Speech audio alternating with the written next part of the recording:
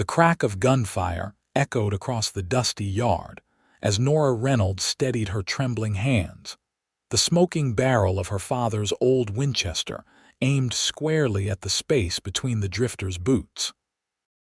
His companions froze, hands hovering near their holsters, their hungry eyes darting from the determined woman to the two small children huddled behind her skirts.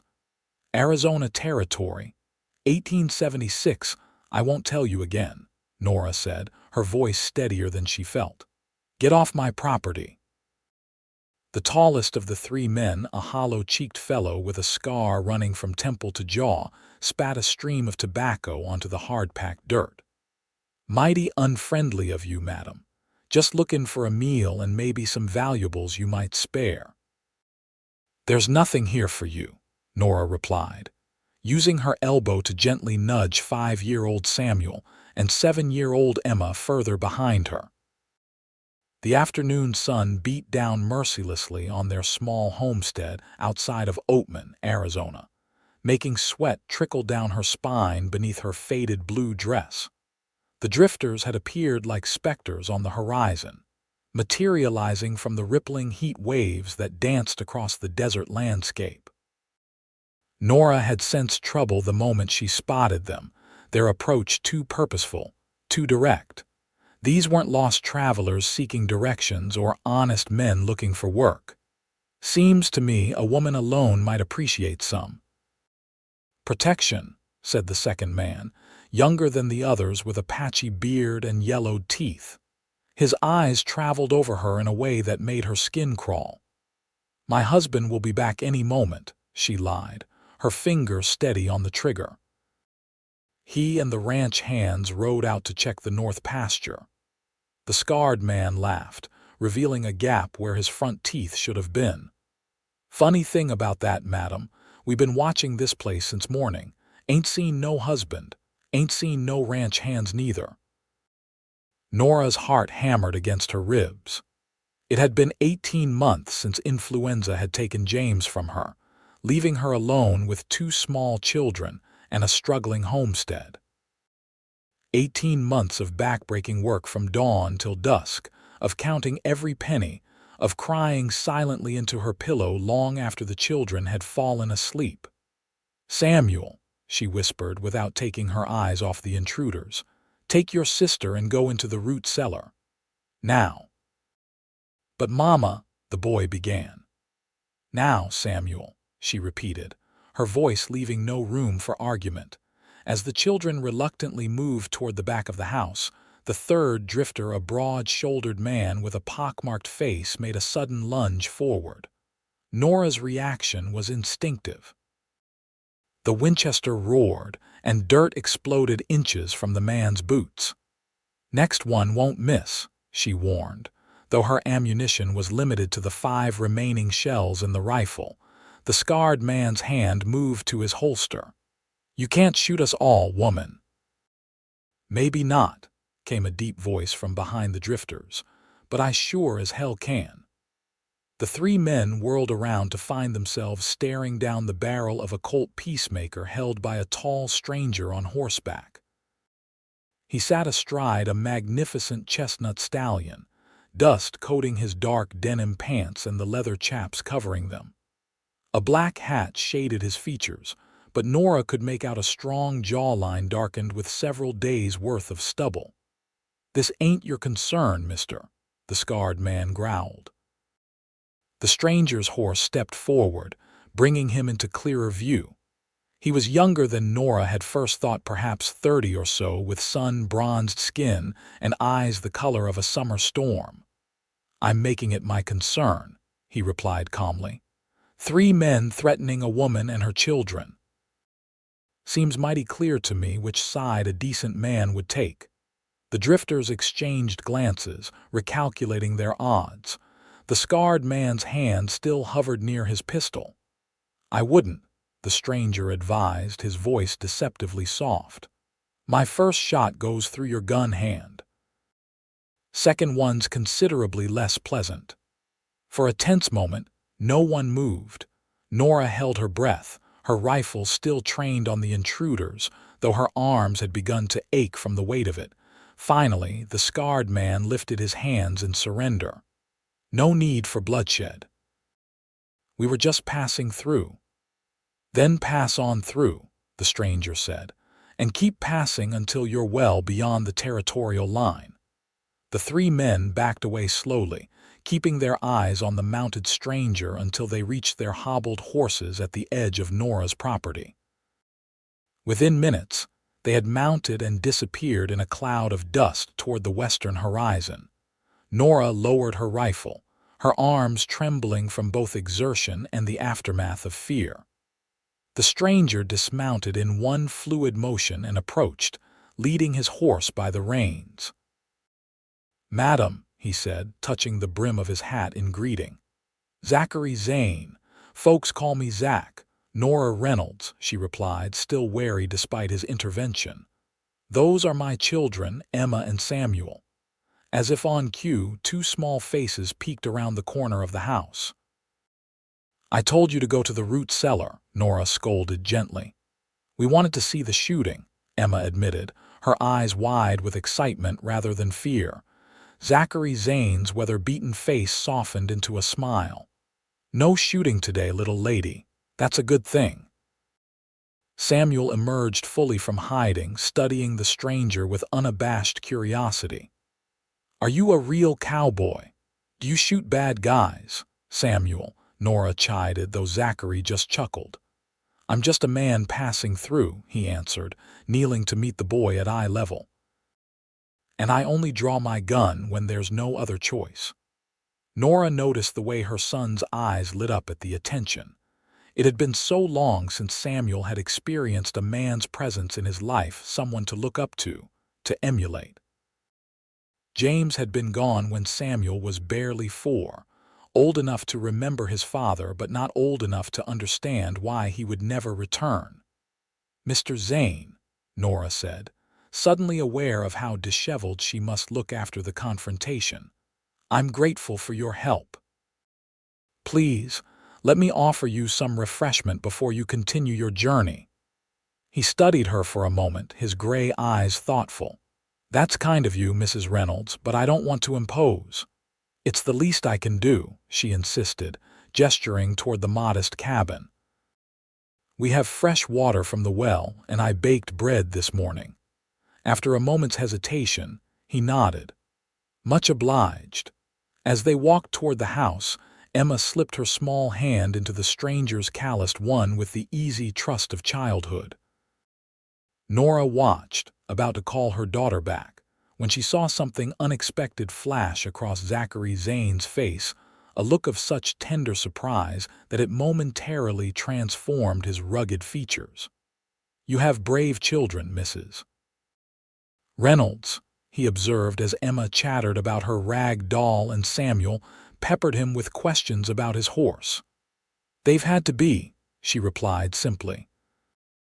Inside the cabin, Nora busied herself pouring water into tin cups, while the children showed Zachary their prized possessions, Samuel's wooden horse, carved by his father, and Emma's collection of pretty stones gathered from the creek bed.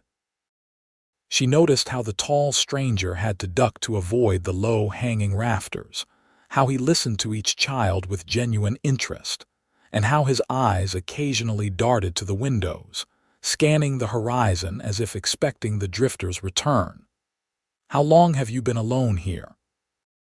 he asked quietly when the children had run outside to check on his horse. Nora paused, the water pitcher suspended in mid-air. "Is it that obvious? The state of your fences, the unplowed field beyond the house?" He shrugged apologetically. "Signs a man with experience might notice." She set the pitcher down with more force than intended. "We manage." "I didn't mean to offend," he said quickly. "It's just this is hard country even for a family with a man's labor, for a woman alone with children. My husband died of influenza last year," she admitted. "We came west for his lungs, the dry air. The irony isn't lost on me." Zachary nodded, accepting her sharp tone without offense. "I'm sorry for your loss." Something in his simple words, free of pity or judgment, loosened the knot that had been sitting in Nora's chest for months. She turned away, unwilling to let this stranger see the sudden tears threatening to spill. "Those men," she said, changing the subject, "they'll come back, won't they?" "Not if they have any sense," Zachary replied, "but men like that rarely do." Nora absorbed this confirmation of her own fears, squaring her shoulders as she always did when facing a difficult truth. "Then we'll be ready. I've managed this far." A silence stretched between them, broken only by the children's laughter outside and the distant call of a red-tailed hawk. "I could stay," he offered suddenly. "Just for a few days. Help repair those fences, maybe keep watch. If they see a man's presence here, they're less likely to return." Nora studied him warily. "Why would you do that? You don't know us." His gray eyes held hers steadily. "Because it's the right thing to do. And after, what payment would you expect?" she asked bluntly. A flash of something hurt perhaps crossed his face before he masked it. "Madam, I'm offering help, not seeking compensation." Shame colored her cheeks. "Forgive me, it's just—" "We've had offers of help before. Men thinking a widow might be desperate enough to accept certain arrangements." Understanding dawned in his eyes. "I give you my word, Mrs. Reynolds. My intentions are honorable." Nora hesitated, weighing the risk of trusting this stranger against the reality of her situation. The drifters would return if not them, then others like them. The broken fences needed mending, the field needed plowing, and her children needed protection she couldn't provide alone. "2 days," she conceded finally. "We'll reassess after that." Relief flickered across his face. 2 days it is. When the children burst back through the door, their faces alight with excitement, Zachary turned to them with a gentle smile. "How would you two feel if I stayed around for a couple of days?" he asked. "I could use some help fixing up those fences." Samuel's eyes grew wide. "Really? You're staying?" Before Nora could intervene, Zachary knelt before her children, his expression solemn. "For a little while at least. Your ma's been protecting you all by herself for a long time. Now you have someone to help with that." He glanced up at Nora, a silent promise in his steady gaze, before turning back to the children. "Now you have a father to look out for you too." The words hung in the air, too weighty for the brief acquaintance between them. Nora opened her mouth to object, to clarify his temporary status, but the hope blooming on her children's faces stopped the words in her throat. "Mr. Zane is our guest," she said instead, her tone gentle but firm. "For a few days only." Emma's small face fell slightly, but Samuel nodded with the serious expression he often adopted when trying to appear grown up. "We'll be good helpers, Mr. Zane." "I'm counting on it, partner," Zachary replied, ruffling the boy's hair. "And please call me Zach." As the afternoon sun began its descent toward the western mountains, Nora watched from the cabin window as Zachary showed Samuel how to hammer a loose board back into place on the chicken coop. Her son's face was alight with concentration and pride as he mimicked the man's movements. For just a moment, she allowed herself to imagine what it might be like to have a partner again, someone to share the burden, to protect her family, to fill the empty space at the table and the hollowness in her heart. Then she quickly banished the thought. 2 days. That was all she had promised, and all she could afford to give. Hope was a luxury she had learned to live without. But as Zachary's deep laugh mingled with her children's giggles in the fading light, Nora felt something stir within her that she had thought long buried, a dangerous, fragile thing she dared not name. By the time the stars emerged like scattered diamonds across the vast Arizona sky, Zachary had repaired the chicken coop, reinforced the door, and organized their meager tools.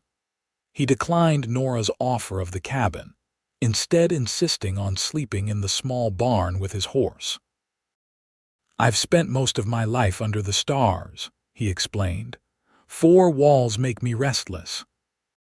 After a simple supper of beans and cornbread, after the children had been tucked into bed with unprecedented eagerness. "Will Mr. Zach still be here tomorrow, Mama?" Nora found herself standing on the porch, watching as Zachary settled his horse for the night. "I never properly thanked you," she said as he approached, wiping his hands on a rag, "for intervening today." He leaned against the porch railing, his profile illuminated by the soft glow from the cabin window. "No thanks needed. I'm just glad I came along when I did." "What brings you to these parts?" she asked, realizing she knew nothing about this man beyond his name. Zachary was quiet for a long moment, his eyes fixed on the distant horizon. "I've been drifting. Looking for something, I suppose, though I'm not entirely sure what." "And what did you do before?" Drifting, a shadow passed over his features. "I rode with the Texas Rangers for a time, then the war came after that." He shrugged, leaving the sentence unfinished. Nora studied him in the dim light. There was a weariness about him that went deeper than physical exhaustion, a familiar heaviness she recognized from her own reflection. "The children took to you quickly," she observed, changing the subject. A genuine smile softened his features. "They're good kids. You've done well by them." "I've done my best," she replied, her voice catching slightly. "But a boy needs a man to show him the way of things. Samuel barely remembers his father." Zachary nodded, understanding in his eyes. "That's a heavy burden for you to carry alone." The simple acknowledgement of her struggle, spoken without pity or judgment, nearly undid her carefully maintained composure. Nora turned away, blinking rapidly. "It's getting late," she said, her voice steadier than she felt. "The children will be up at dawn, eager to help with whatever project you have planned." "Mrs. Reynolds," he called softly as she reached for the door. When she turned back, his expression was serious in the moonlight. "I meant what I said. You're not alone anymore, at least for the next couple of days." Nora nodded, not trusting herself to speak, and slipped inside the cabin. As she prepared for bed in the small room she shared with Emma, she could hear Zachary moving about in the barn, the familiar sounds of a man tending to evening chores. For the first time in 18 months, Nora Reynolds slept soundly through the night, without startling at every creak and rustle of the wind. When dawn painted the eastern sky with strokes of pink and gold, Zachary was already up, building a fire in the outdoor cooking pit and filling the water bucket from the well. The simple domesticity of the scene struck Nora as she emerged from the cabin, her hair hastily pinned beneath a worn bonnet. "Good morning," he greeted, tipping his hat. "Hope you don't mind. Thought I'd get an early start." "Not at all," she replied, suddenly conscious of her wrinkled dress and the dark circles that surely lingered beneath her eyes. "You didn't have to do that." "Happy to help," he said simply, then gestured toward the open land stretching beyond the house. "I was thinking about your field. It needs plowing if you're hoping for a crop this season." Nora sighed, following his gaze. "The plow broke 2 months ago. I've been saving to have it repaired in town, but—" She shrugged, the gesture conveying all the financial challenges she faced. "I'm pretty handy with tools," Zachary offered. "Mind if I take a look?" Before she could respond, the cabin door burst open and Samuel rushed out, still tucking his shirt into his pants. "Mr. Zach, you're still here." Emma appeared seconds later, her blonde hair in disarray, her eyes still heavy with sleep but brightening at the sight of their visitor. "I promised I'd stay a couple of days, didn't I?" Zachary replied, kneeling to receive the enthusiastic embrace Emma launched at him. Over the girl's shoulder, his eyes met Nora's, a silent question in them. She nodded, relenting. "If you think you can fix the plow, I'd be grateful." While Nora prepared a simple breakfast of cornmeal mush, Zachary examined the broken plow with Samuel as his earnest assistant. By mid-morning, he had identified the problem: a cracked wooden beam and a bent metal share. "I can make a temporary fix," he explained, wiping sweat from his brow, "but you'll need a proper replacement before next season." "How temporary?" Nora asked, passing him a cup of water. "Should hold through one planting," he replied after a thoughtful sip. "I'll need to ride into town for a few supplies, though." Nora hesitated. The nearest town, Oatman, was a half-day's ride away. "I don't have much to spare for supplies." Zachary's expression softened. "I have my own money, Mrs. Reynolds. Consider it my contribution." She bristled slightly. "We don't accept charity." "It's not charity," he countered, his voice gentle but firm. "It's one neighbor helping another. Isn't that how folks survive out here?" Nora wanted to point out that they weren't neighbors, that he was a drifter who would be gone within days, but the words died on her lips. Instead, she simply nodded. "I'll head to town now," he said, already moving toward the barn. "Should be back by sundown." As Zachary saddled his horse, Samuel hovered nearby, 1,000 questions tumbling from his lips. Emma clung to Nora's skirts, watching the proceedings with wide eyes. "You will come back, won't you?" Samuel asked suddenly, his small face serious. Zachary paused, then knelt to the boy's level. "I give you my word, Samuel. I'll be back before dark." After he had ridden away, Nora found herself checking the horizon more often than necessary, a flicker of worry growing with each passing hour. What if the drifters found him on the road? What if he had used this as an excuse to leave without the awkwardness of goodbyes? What if? She shook her head, dismissing the thoughts. She barely knew this man. His departure, whether now or in 2 days, should not concern her so deeply. Yet as the afternoon waned and the shadows lengthened, Nora found herself pacing the yard, her heart lifting at every distant sound that might be approaching hoofbeats. "Mama," Emma said as they hung laundry on the line, "is Mr. Zach going to be our new papa?" The question caught Nora off guard. "No, sweetheart, Mr. Zane is just passing through. He's helping us for a few days, that's all." Emma's face fell. "But he said we have a father now," he meant. Nora searched for the right words. "He meant that he would look out for us while he's here." "Like a father would." "I wish he could stay forever," Emma declared with the simple honesty of childhood. "Samuel does too, he told me." Nora's heart constricted. She knew the children's longing for a father figure was natural, expected even.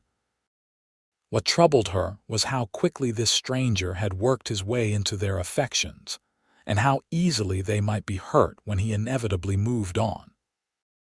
The sun was low on the horizon, painting the desert in fiery hues of orange and crimson, when Nora finally heard the steady rhythm of an approaching horse.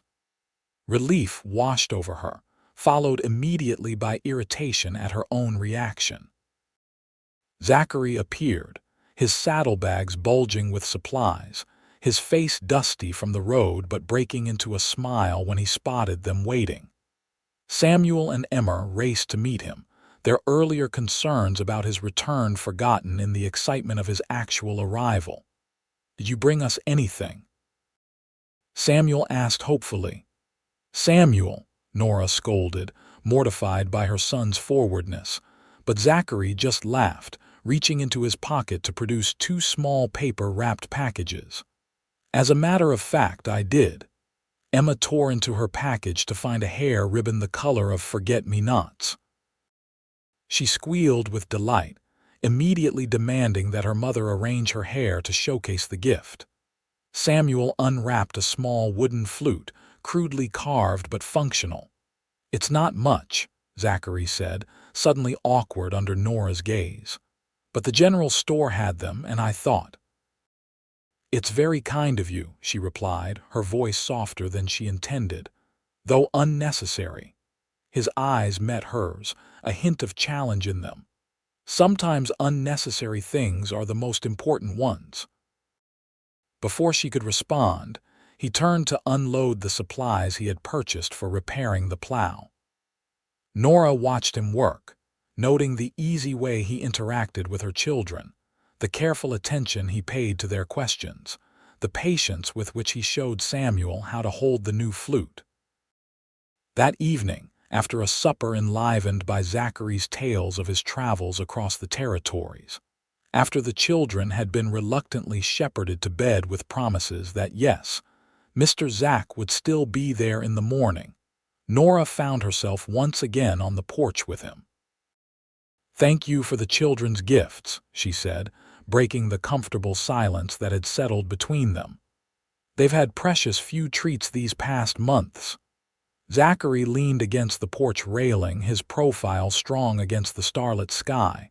"They're special kids. Remind me of." He trailed off, and Nora found herself curious about what or whom he had been about to mention. "You're good with them," she observed. "Do you have children of your own somewhere?" Pain flashed across his features so quickly she might have imagined it. "No," he replied simply. After a pause, he added, "There was a woman once in Texas. We were to be married, but—" "I'm sorry," Nora said when he didn't continue. "I shouldn't pry." "It's not prying," he assured her. "It's been 5 years since Sarah died. Cholera took her and her entire family within a week." The familiar grief in his voice resonated with Nora's own. "Is that why you left Texas? Too many memories?" He nodded, his eyes fixed on the distant mountains. "Rode with the Rangers for a while after that. Then when the war came, I joined up. Seemed as good a way as any to either find purpose or meet my end." "But you survived," she said softly. A humorless smile crossed his face. "In body, at least."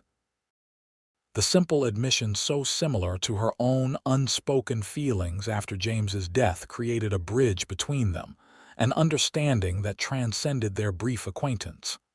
"It does get easier," she offered after a moment. "Not better exactly, but easier to carry." Zachary turned to look at her then, his eyes softening. "Your husband was a fortunate man, Mrs. Reynolds."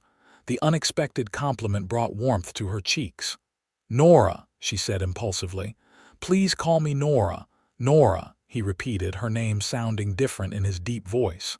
"It suits you." They stood in companionable silence for several minutes, listening to the night sounds of the desert, the distant howl of a coyote, the rustle of wind through sage, the soft hooting of a great horned owl. "What will you do," she asked eventually, "when your drifting is done?"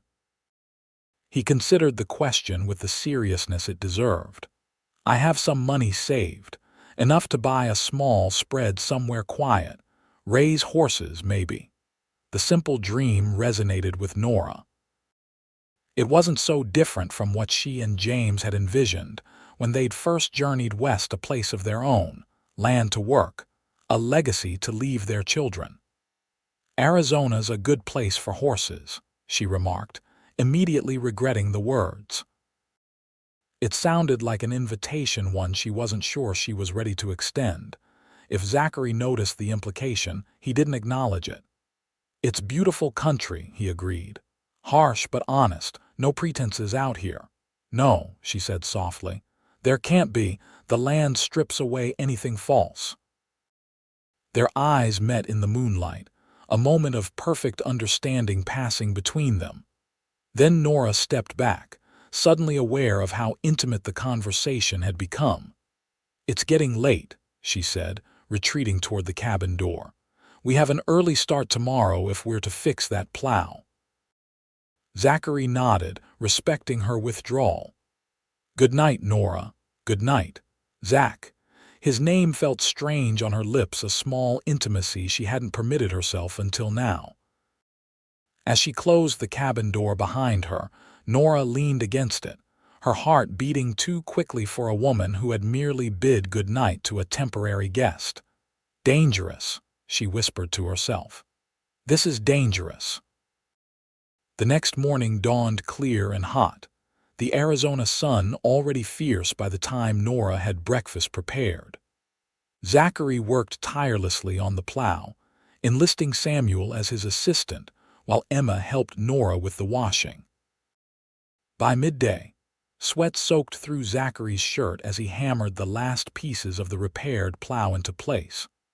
Nora brought him water, struck by the sight of his sleeves rolled up to expose muscled forearms, dark hair curling damply at his neck, his movements sure and competent. "It's not pretty," he said, gesturing to the plow, "but it'll work." "That's all that matters," she replied. "Thank you." His smile transformed his features, erasing years of hardship. "We'll hitch up your mule tomorrow and test it out. Should be able to get most of that field turned before I leave." The reminder of his imminent departure fell between them like a stone. Nora turned away, busying herself with straightening Samuel's collar, adjusting Emma's apron, anything to hide the unexpected disappointment that tightened her chest. 2 days, she reminded herself silently. That had been their agreement. As the afternoon progressed, Zachary demonstrated how the repaired plow would work, explaining the mechanics to Samuel with patient detail. The boy soaked up every word, his adoration for this man who had appeared from nowhere growing with each passing hour. "Can I learn to shoot, Mr. Zach?" Samuel asked suddenly. "So I can protect Mama and Emma like you did." Nora opened her mouth to object, but Zachary answered first, his tone gentle but firm. "A gun isn't a toy, Samuel. It's a serious responsibility, and your mama's done a fine job protecting you all by herself." Samuel frowned, considering this. "But she's a lady. Papa always said ladies need protecting." Zachary knelt to meet the boy at eye level. "Your papa wasn't entirely right about that. Some of the strongest people I've known have been women." He glanced up at Nora, respect evident in his eyes. "Your mama faced down 3 men with nothing but courage and determination. That's the kind of strength that matters most."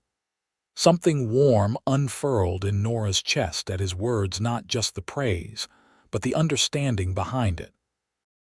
So many men would have dismissed her defense of her family as reckless or foolhardy, would have insisted that a woman needed a man's protection without question. "When you're older," Zachary continued, "if your mama agrees, I could show you how to handle a rifle properly. But the best way to protect your family is to work hard, be honest, and stand up for what's right with or without a weapon." Samuel nodded solemnly. "Like you do." Zachary's expression softened. "I try, partner. I don't always succeed." As evening approached, the family gathered around the small table for a supper of rabbit stew courtesy of Zachary's hunting skills that afternoon. The conversation flowed easily, punctuated by the children's laughter and questions about Zachary's adventures. "Tell us more about the Indians you met," Emma urged, her eyes wide with fascination. "Native people," Zachary corrected gently. "They were here long before any of us.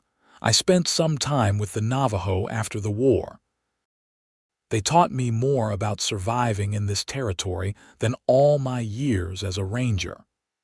He described their customs, their profound connection to the land, and their struggles against encroachment on their traditional territories. Nora noticed how carefully he chose his words, presenting a nuanced view that acknowledged both the beauty of their culture and the injustices they had suffered. "Are they dangerous?" Samuel asked, clearly remembering stories he had heard in town. "People can be dangerous when they're fighting for their homes and families," Zachary replied thoughtfully. "Just like your mama was dangerous to those drifters, but most folks, regardless of where they come from, just want to live in peace." After the meal, as the children helped clear the table, Zachary pulled a small package from his pocket and handed it to Nora. "I got something for you too," he said, a hint of nervousness in his voice. "It's not much." Surprised, She unwrapped the brown paper to reveal a small bottle of rosewater and a cake of fine soap luxuries she hadn't allowed herself since James's death. "I noticed your old soap was nearly gone," he explained hastily, "and the storekeeper's wife recommended the rosewater. Said every woman appreciates such things, even out here." Nora stared at the simple gifts, unexpected emotion tightening her throat. It wasn't the items themselves, though they were thoughtful, but the fact that he had noticed, had considered her needs and wants beyond mere survival. "Thank you," she managed, her voice barely above a whisper. "It's very kind." That night, after the children were asleep, Nora indulged in a small luxury. She heated water, added a few precious drops of the rosewater, and washed her hair for the first time in months with something other than harsh lye soap. The gentle fragrance enveloped her, a reminder of a more refined life she had once known back east. As she combed out her damp hair on the porch, enjoying the coolness of the night air, she was startled by Zachary's voice from the darkness. "I'm sorry," he said, stepping into the pool of lamplight. "I didn't mean to frighten you." "It's all right," she replied, self-consciously gathering her loose hair over one shoulder. It was improper for a man outside her family to see her this way, yet somehow the usual rules seemed less important out here in the wilderness. "I was just checking the perimeter," he explained. "Making sure those drifters haven't circled back." "And have they?" "No sign of them," he assured her. "But I'll keep watch tonight just to be safe." Nora nodded, grateful for his vigilance yet troubled by what would happen when he was gone. Who would stand guard then? "You should sleep," she said. "Tomorrow will be a long day with the plowing." He nodded but made no move to leave. Instead, his eyes lingered on her hair, gleaming like polished mahogany in the lamplight. "The rosewater suits you," he said softly. Nora felt a blush rise to her cheeks, unused to such attention after so many months of isolation. "Thank you for thinking of it." A comfortable silence stretched between them, filled with unspoken thoughts and possibilities. For a brief, dizzying moment, Nora allowed herself to imagine what life might be like if Zachary stayed not just for another day but indefinitely. A partner to share her burdens, a father for her children, perhaps even. She cut off the thought abruptly. Such dreams were dangerous luxuries she couldn't afford. "Good night, Zach," she said, rising from her seat the moment broken. He touched the brim of his hat, respect in the gesture. "Good night, Nora." The next morning dawned with a sense of finality that hung over the homestead like a storm cloud. This was the day, the end of their agreed-upon arrangement. By sunset, Zachary would likely be riding away, becoming just another memory in their isolated existence. Nora pushed the thought aside as she prepared breakfast, focusing instead on the practical benefits of his stay. The chicken coop was repaired, the plow fixed, the door reinforced. These tangible improvements would remain long after he had gone. After breakfast, Zachary hitched Nora's elderly mule to the repaired plow. With Samuel perched on the mule's back and Emma watching from the shade of a cottonwood tree, they set to work on the field. Nora worked alongside Zachary, following behind the plow to clear stones and break up larger clods of earth. The sun beat down mercilessly, and within an hour, sweat soaked through their clothes, dust coating their skin and hair. "You don't have to do this," Zachary said during a brief rest, passing her the water canteen. "It's brutal work." "It's my field," she replied simply. "My family's future." He studied her with newfound appreciation. "You're an extraordinary woman, Nora Reynolds." She shook her head, dismissing the compliment. "I'm just doing what needs to be done." "That's precisely what makes you extraordinary," he insisted. "Most people do what's easy, not what's necessary."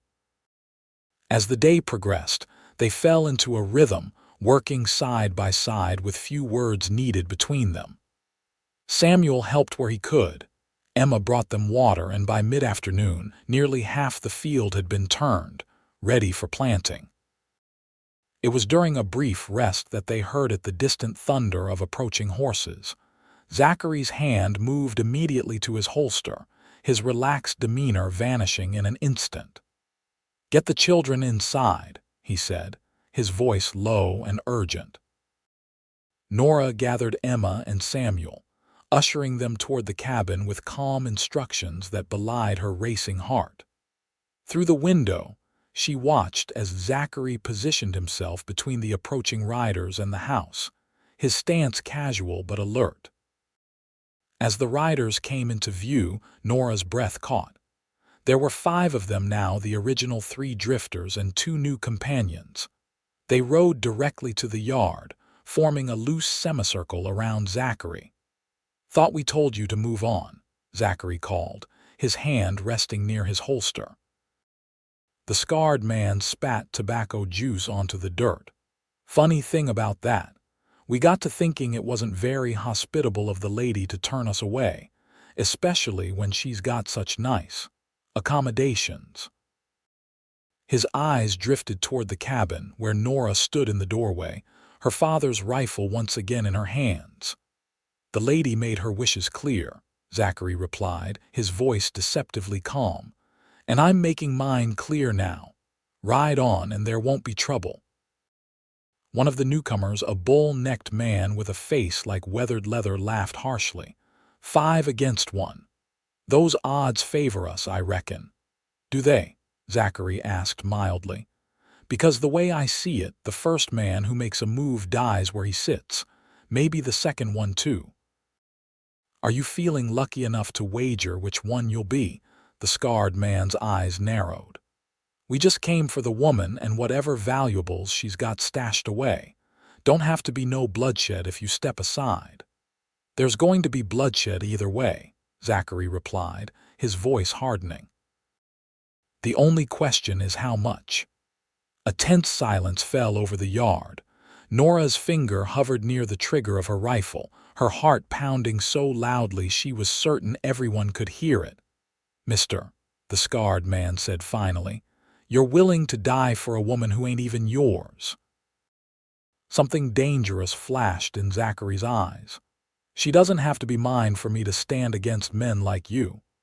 The standoff stretched for what seemed an eternity. Then, with a subtle shift, the atmosphere changed. Nora sensed the decision before any move was made, the coiled tension, the silent communication between the drifters. "Now," she shouted as the bull-necked man's hand darted toward his gun. The warning gave Zachary the split-second advantage he needed. His Colt cleared its holster in a blur, roaring twice before Nora could even blink. The bull-necked man toppled from his horse, and the scarred leader clutched his shoulder, howling in pain. Chaos erupted in the yard. Gunshots cracked through the air as the remaining drifters opened fire. Zachary dove for cover behind the water trough, returning fire with deadly accuracy. Nora's rifle barked once, twice, forcing one of the men to retreat behind his panicking horse. She could hear Samuel and Emma crying behind her, but she dared not turn away from the battle unfolding in her yard. One of the drifters broke from the group, spurring his horse toward the side of the cabin. Nora swung her rifle toward him, but before she could fire, Zachary's pistol cracked again. The man slumped forward, then slid from his saddle. "Enough!"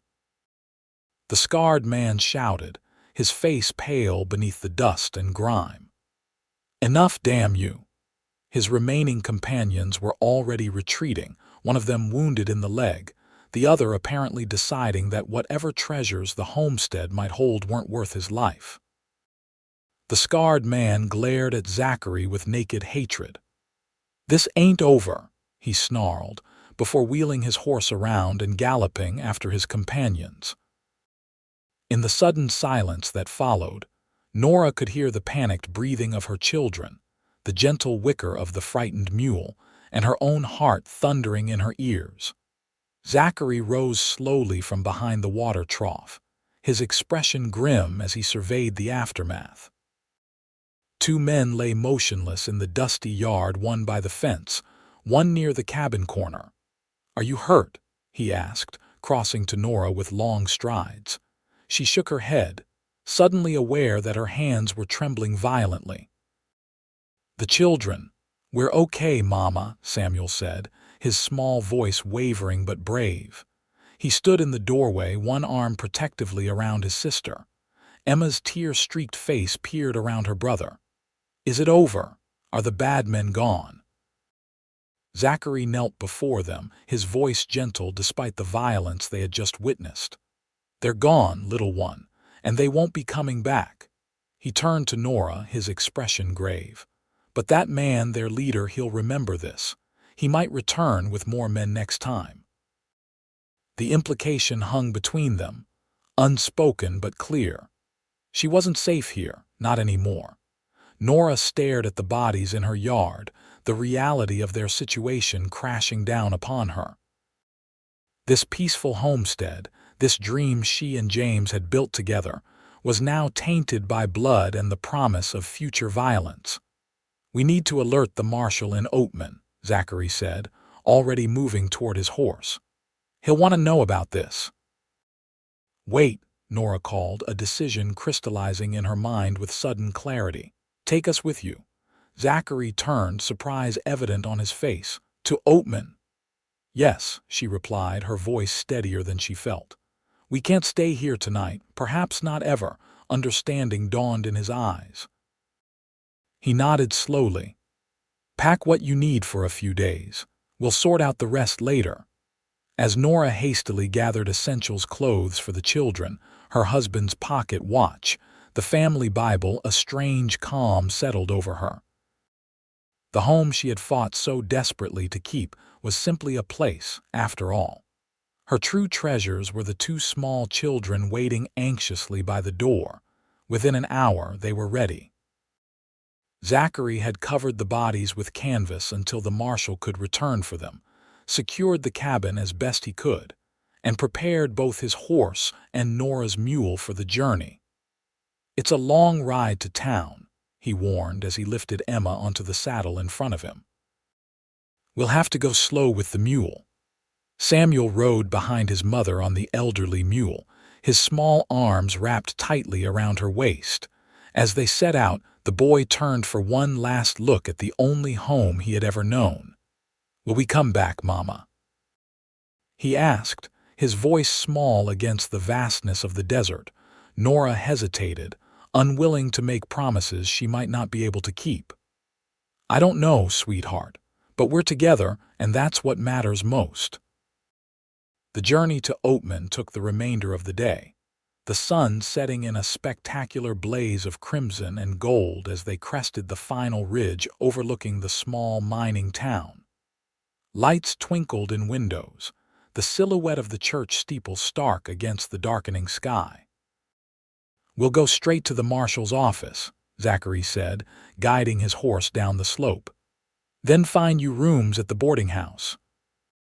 The town was relatively quiet as they rode down the main street, though several people stopped to stare at the unusual sight, a man with a young girl before him, followed by a woman and boy on a mule, all covered in dust from the trail. The marshal's office was a small adobe building next to the jail. Marshal Thomas Davis was a barrel-chested man with a graying mustache and shrewd eyes that missed nothing. He listened gravely as Zachary recounted the events at Nora's homestead, Reynolds' place, out by Willow Creek. He confirmed, making notes in a ledger. "Been meaning to ride out that way for months. Heard there was a widow trying to make a go of it." He glanced up at Nora, something like respect in his weathered face. "Sorry it came to this, madam. Will you send men to take care of the bodies?" she asked, acutely aware of the children's presence but unable to shield them completely from the harsh realities of their situation. "First thing tomorrow," the marshal promised, "and I'll put out word about these drifters. Most likely they're the same bunch that's been causing trouble all through the territory." As they prepared to leave, Marshal Davis pulled Zachary aside for a private word. Nora couldn't hear what was said, but she noticed the serious expression on both men's faces. "What did he say?" she asked as they walked toward the boarding house, the children trudging tiredly beside them. Zachary hesitated. "He's concerned about your safety. These men, they're part of the Blackwell gang. They've been terrorizing isolated homesteads across 3 territories." Nora absorbed this information, her heart sinking. So returning home would be dangerous, Zachary finished quietly. At least until they're caught. The Willow Creek boarding house was a 2-story wooden structure run by a widow named Mrs. Palmer, a formidable woman with steel-gray hair and surprisingly gentle eyes. Upon hearing their situation, she immediately prepared rooms, one for Nora and Emma, another for Samuel, and a third for Zachary. "You'll stay too?" Nora asked, surprised by the assumption. Zachary nodded, his expression unreadable. "Just until I'm sure you're settled." After a simple but filling supper in the boarding house dining room, after the children had been bathed and tucked into bed, Nora found herself sitting on the small porch with Zachary, watching as the stars emerged above the sleeping town. "What will you do now?" he asked softly. Nora sighed, the weight of the day's events pressing down upon her. "I don't know. I have some money saved, not much, but perhaps enough to start somewhere new, somewhere safer." "You could stay in Oatman," Zachary suggested. "It's a growing town. They need teachers for the new school." She glanced at him, surprised. "How did you know I was a teacher before I married?" A smile touched his lips. "The books in your cabin. The way you speak to your children, explaining rather than just directing. It wasn't hard to guess." Nora considered the possibility. Teaching again would provide a steady income, stability for the children, community support. But something held her back, a reluctance to abandon the dream she and James had shared. "And what about you?" she asked, changing the subject. "Will you continue drifting?" Zachary was quiet for a long moment, his eyes fixed on the distant mountains silhouetted against the night sky. "I've been thinking about that," he said finally. "About finding a place to settle down." Nora's heart quickened despite her efforts to remain detached. "Oh, where might that be?" "I don't know yet," he admitted. "Somewhere a man could build something lasting. Somewhere with good people." Their eyes met in the dim light from the boarding house window, and Nora saw in his gaze the same loneliness, the same yearning for connection that she felt in her own heart. "Zach," she began, uncertain what she wanted to say. He reached across the space between them, his calloused hand covering hers. "I know we've only known each other for 3 days," he said, his voice low and earnest, "and I have no right to ask anything of you. But when I said those words to your children about having a father to protect them, I meant them. Not just for a few days, but forever if you'd allow it." Nora's breath caught in her throat. "Are you proposing marriage to me, Zachary Zane?" "Inelegantly, perhaps," he replied with a self-deprecating smile, "but yes, I am." She withdrew her hand gently, though it cost her considerable effort. "You don't know me, not really." "I know enough," he countered. "I know you're brave and resourceful. I know you love your children fiercely. I know you've faced hardship without surrendering to bitterness. And I know you're kind and honorable," she replied softly. "I know my children adore you. I know you risked your life for a family of strangers." Hope flickered in his gray eyes. "But—" Nora sighed, putting her jumbled thoughts into words. "Marriage should be more than convenience or safety, Zach.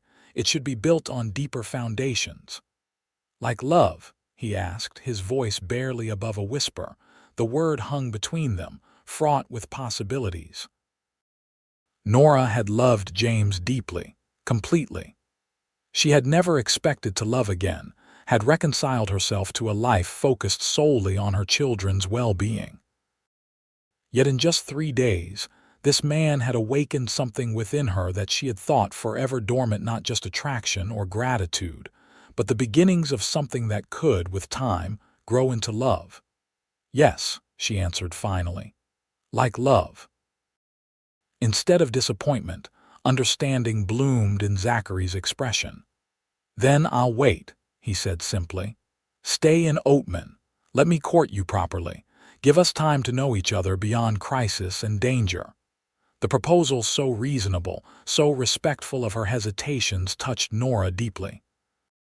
And if, after time passes, we find we're not suited, then we'll part as friends, he promised.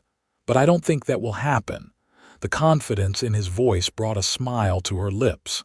You seem very certain, Mr. Zane. Some things a man just knows, he replied, his own smile matching hers, like when he's finally found home. The word resonated within Nora's heart. Home, not a place but a feeling, a belonging. Perhaps with time they could build that together. Very well, she said, extending her hand in formal agreement. You may court me, Zachary Zane, though I make no promises beyond that. He took her hand, but instead of shaking it, he raised it to his lips in a gesture that belonged to a more civilized world than the rugged frontier they inhabited. I'll take my chances, he murmured against her skin, sending a shiver of anticipation through her that had nothing to do with the cool night air. 2 weeks later, Nora stood before a classroom of 20 children in Oatman's newly established school. The town council had been delighted to hire a qualified teacher, offering her a modest salary and accommodations in a small house near the schoolhouse. Through the window, she could see Zachary working on the roof of that very house, hammering new shingles into place alongside several men from town. He had found employment with the local livery stable, his knowledge of horses proving valuable in the growing community. Miss Reynolds, a small voice called, pulling her attention back to the lesson. Yes, Timothy, she responded, smiling at the freckle-faced boy in the front row. Is Mr. Zane going to be your husband? The blunt question brought a flush to Nora's cheeks and stifled giggles from the other children. Before she could formulate a suitably vague response, another child chimed in. My pa says he's sweet on you, and that's why he's fixing your roof. That's enough, children, Nora said firmly, though without real sternness. Let's return to our arithmetic. But later, as she watched Samuel and Emma playing with their new friends in the schoolyard, the question echoed in her mind. Was Zachary going to be her husband? Each day spent in his company deepened her appreciation for his character, his patience with Samuel's endless questions, his gentle way with Emma, his respect for Nora's independence even as he offered support. They had settled into a comfortable routine. Zachary called on her properly 3 evenings a week, sometimes taking her for walks through town, other times simply sitting on the porch of her new home, talking until the stars emerged. On Sundays, they attended church together, presenting the image of a family though no formal commitments had yet been made. The townsfolk had accepted them readily, particularly after hearing of Zachary's defense of Nora's homestead. Marshal Davis had returned from his investigation with confirmation that the surviving members of the Blackwell gang had fled the territory, though he advised against returning to the isolated property. At least until you have a proper man to protect you, he had added with a meaningful glance at Zachary. Now, as the school day ended and Nora gathered her teaching materials, she couldn't help but smile at the memory of Zachary's expression, part indignation on her behalf, part masculine pride at the implication. Penny for your thoughts, came his voice from the doorway. Nora looked up, her heart performing the same ridiculous flutter it did every time he appeared unexpectedly. They're worth at least a nickel, Mr. Zane, he chuckled, crossing the room to help her with the stack of primers she was organizing. The roof is finished. Thought I might escort you and the children home if that's agreeable." "Perfectly agreeable," she replied, enjoying the easy rapport that had developed between them. "Though I should warn you, Mrs. Palmer invited us to supper at the boarding house tonight. Did she now?" Zachary's eyes twinkled with mischief. And would this be another of her not-so-subtle matchmaking attempts? Nora laughed, recalling the widow's previous efforts to push them together. "Most likely. She's threatened to serve her famous apple pie." "Well then," he said, offering his arm with exaggerated formality. "How could we possibly refuse?" As they walked through town with Samuel and Emma skipping ahead, Nora was struck by how natural it felt, this simple domestic scene that would have seemed impossible just a month ago. The strangeness of it must have shown on her face, for Zachary glanced down at her with a questioning expression. "Something troubling you?" She shook her head. "Not troubling, just surprising. How quickly life can change," he nodded, understanding in his eyes. "For the better, I hope." "Yes," she admitted softly. "For the better." That evening, as they walked home from Mrs. Palmer's boarding house, the children running ahead in the warm twilight, Zachary took Nora's hand in his. "I have something to show you," he said, guiding her toward the livery stable at the edge of town. "At this hour?" she asked, curious despite her mild protest. He just smiled, a secretive gleam in his eyes. The stable was quiet, most of the horses settled for the night. Zachary lit a lantern and led her to a stall at the far end, where a beautiful bay mare lifted her head in greeting. "This is Cinnamon," he said, stroking the horse's velvet nose. "I bought her last week." Nora admired the animal's sleek lines and intelligent eyes. "She's lovely. Are you planning longer trips?" "No," he replied, reaching into his pocket. "I'm planning to stay right here, in fact." He withdrew a small leather pouch and emptied its contents into his palm, a simple gold band with a small, perfect pearl at its center. "Nora Reynolds," he said, his voice steady despite the vulnerability in his eyes. "Over these past weeks, I've come to care for you and your children more deeply than I ever thought possible.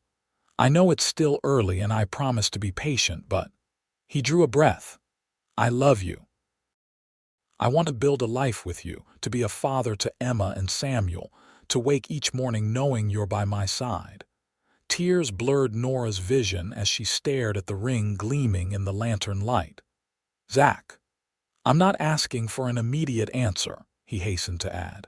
"Just a promise that you'll consider it." But Nora already knew her answer. It had been forming in her heart from that first night on the boarding house porch, growing stronger with each day spent in his company.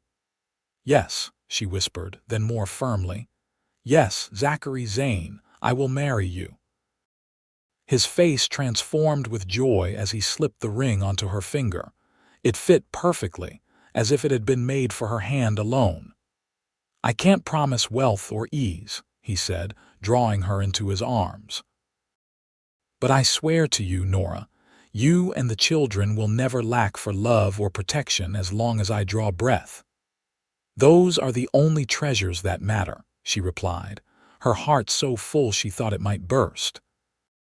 When he lowered his mouth to hers, the kiss was gentle at first, a question more than a demand. Nora answered by sliding her arms around his neck, pressing closer as the kiss deepened into something that left them both breathless. "I've wanted to do that since the moment I saw you standing in your yard, defending your children with nothing but courage and an old rifle," Zachary confessed, his forehead resting against hers.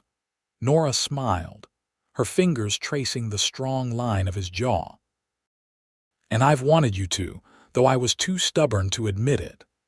Their second kiss might have lasted considerably longer if not for the sudden appearance of Samuel at the stable door.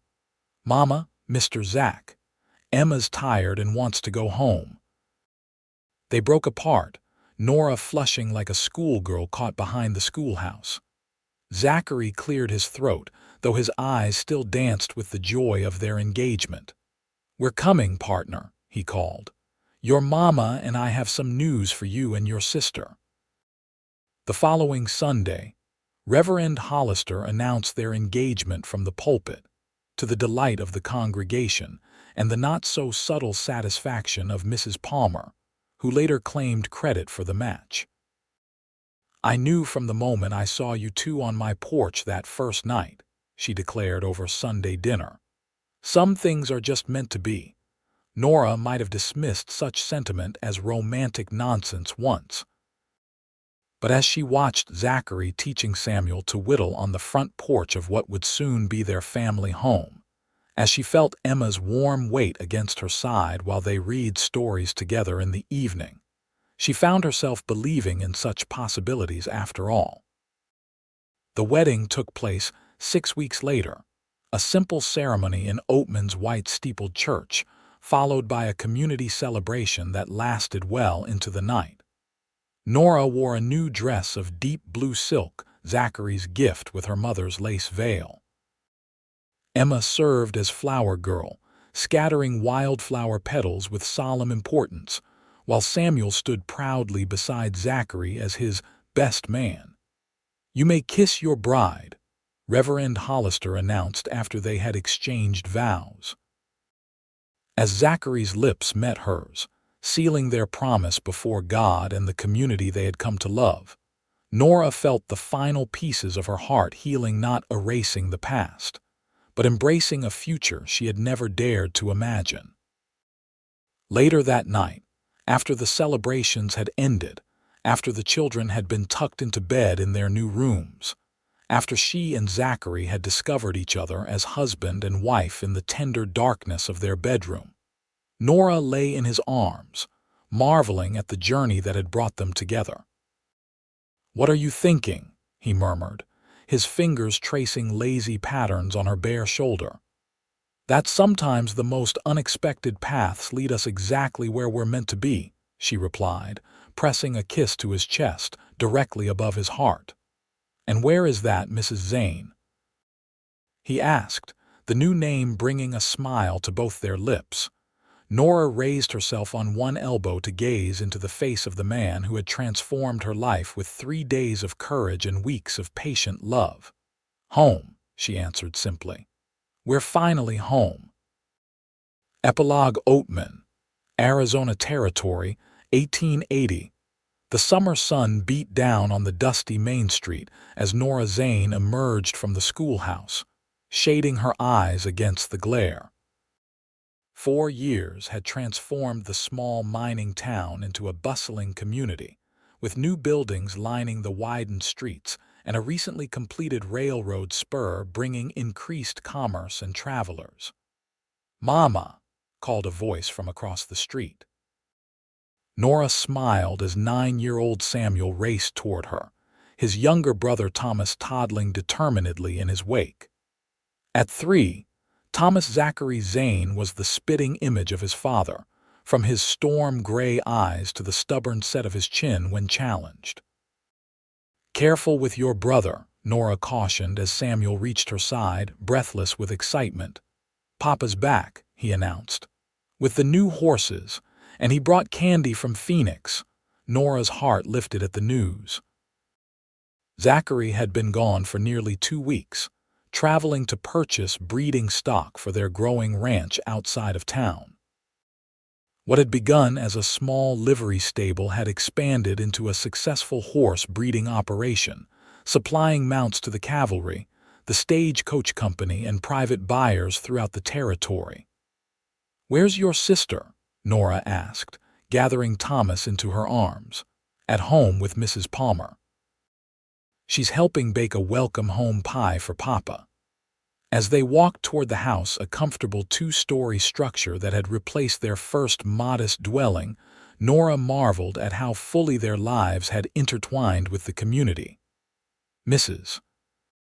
Palmer, no longer running the boarding house, had become a cherished member of their extended family, particularly after the birth of Thomas, when her experienced help had been invaluable. The sound of hoofbeats drew her attention to the end of the street, where a familiar figure on horseback approached, leading a string of magnificent horses. Even after 4 years of marriage, the sight of Zachary still caused her heart to quicken. He spotted them and urged his mount forward, his face breaking into the smile that remained reserved solely for his family. As he dismounted in front of their home, Thomas wriggled from Nora's arms and toddled toward his father with a squeal of delight. "There's my boy," Zachary exclaimed, swinging the child into the air. "Have you been watching out for your mama while I was gone?" Thomas nodded solemnly. "I the man of the house." "Indeed you were," Zachary agreed, setting the boy on his shoulders before turning to Nora. "And how's the most beautiful schoolteacher in the Arizona Territory?" "Glad to have her husband home," she replied, stepping into his embrace. His kiss, though mindful of the children's presence and their position on a public street, held a promise of more intimate reunion later. "Papa, did you bring the candy?" Samuel interrupted, unable to contain himself any longer. Zachary laughed, reaching into his saddlebag. "Would I forget such an important cargo?"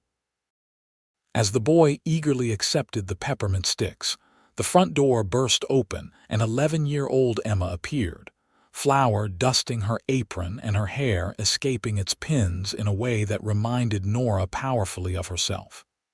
"You're back," she cried, launching herself at her stepfather with unrestrained joy. Zachary caught her easily, his expression softening as it always did with his daughter, for though she had not been born to him, she was his in every way that mattered.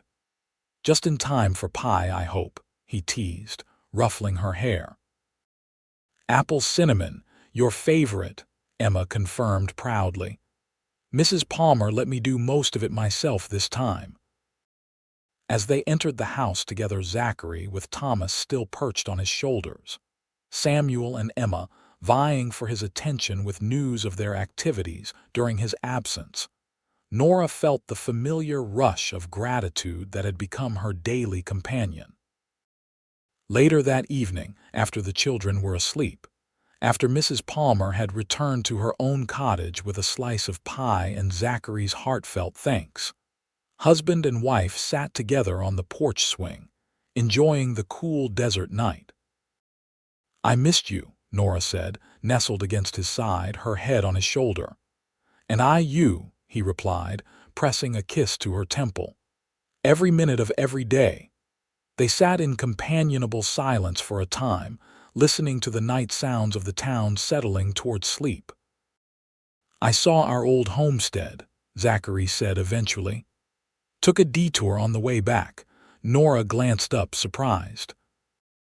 They rarely spoke of the place where they had first met, though she sometimes thought of it not with regret, but with recognition of how that desperate moment had altered the course of her life. "How did it look?" she asked softly. "Abandoned," he replied. "Nature reclaiming what was built there. But the stream still runs clear, and the land itself is good." She nodded, understanding the unspoken question. "Perhaps someday we might show the children where it all began." Zachary's arm tightened around her shoulders. "Where a courageous woman faced down 3 desperate men to protect what she loved. And where a stranger arrived just in time to change everything," she added, tilting her face up to his. His kiss was tender, filled with the quiet passion that had deepened with each passing year. When they finally drew apart, his eyes held hers in the soft light spilling from the window. "I have something for you," he said, reaching into his pocket. "Saw it in a shop window in Phoenix and couldn't resist." He placed a small velvet box in her hand. Inside lay a delicate gold locket, its surface engraved with intertwining roses. "Open it," he urged. Within the locket was a tiny daguerreotype on one side, Zachary in his best suit, taken during their last trip to Phoenix, and a lock of Thomas's dark hair on the other. "It's beautiful," Nora whispered, blinking back sudden tears. "Thank you." As he fastened the chain around her neck, his fingers lingering against her skin, Zachary spoke the words that had become their private ritual over the years. "I love you, Nora Zane, today, tomorrow, and all the days after." And as always, she responded with the truth that had shaped their lives since that fateful day when a drifter had happened upon a desperate woman defending her children, when a simple act of courage had led to a lifetime of love. "And I love you, Zachary Zane, for giving us a home, a future." She smiled, her hand finding his in the darkness. "And for being the father our children needed exactly when they needed you most." Later, in the privacy of their bedroom, as moonlight spilled across the quilt Nora had stitched during the long winter evenings, they came together as they had countless times before, yet always with the wonder of that first night, the gratitude of two souls who had found in each other not just passion, but partnership, not just comfort, but completion. And as dawn broke over the Arizona mountains, painting the desert in hues of gold and promise, Nora woke to find Zachary watching her, his eyes filled with the same tenderness she had glimpsed that very first day. "What?" she asked, smiling sleepily. "Just counting my blessings," he replied, drawing her closer.